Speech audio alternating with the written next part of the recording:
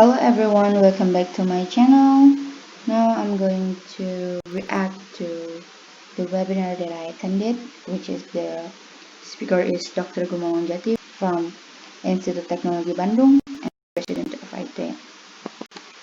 Firstly, the emergency remote teaching versus online teaching. But then I still confused with the idea of this because I thought they are in the same environment while it is not.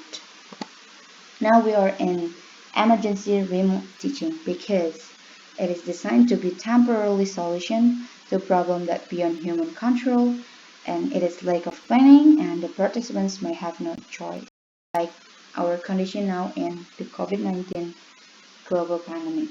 While online teaching is designed remotely and distantly and not in an urgent situation, and it is for a long-term solution with well planning, and the participants are all ready with it.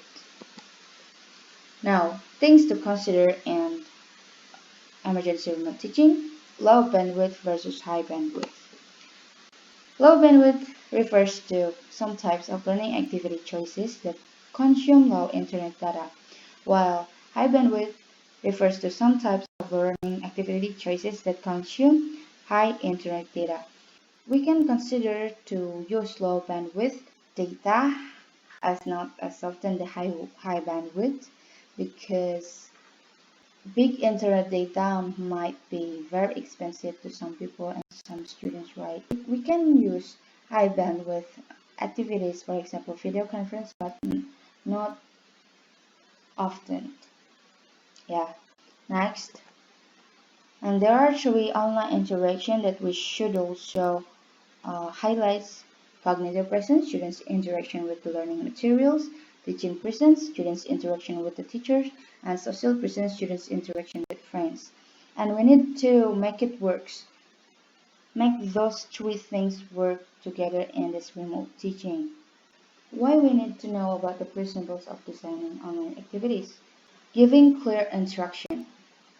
Make it doable and also using simple English so students will understand fully.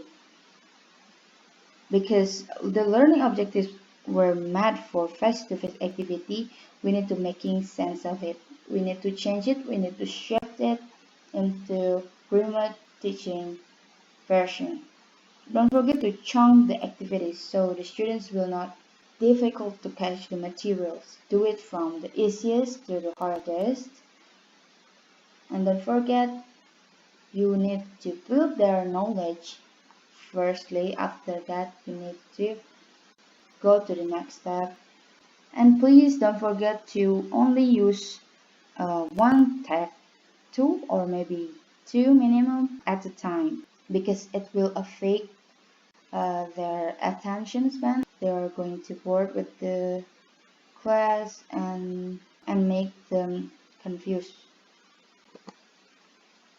Okay, so here are the teacher tech tools that Pak Jati shared, and these are really worth to explore and to try because it gives us a lot of choices to design our learning materials. First, learningapps.org, Fakaru, Padlet, Flipgrid, British Council, Edpuzzle, Quizzes, and Screencastify. We come to the last slide.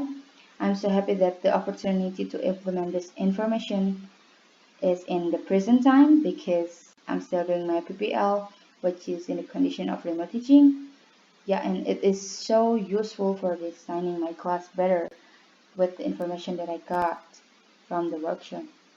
And I think for the future opportunity, the information will still remain important because life changes, so can your career, and our career skills can be learned online, like in a webinar that Pak Jati already shared to us. Maybe that's all for me. Thank you so much.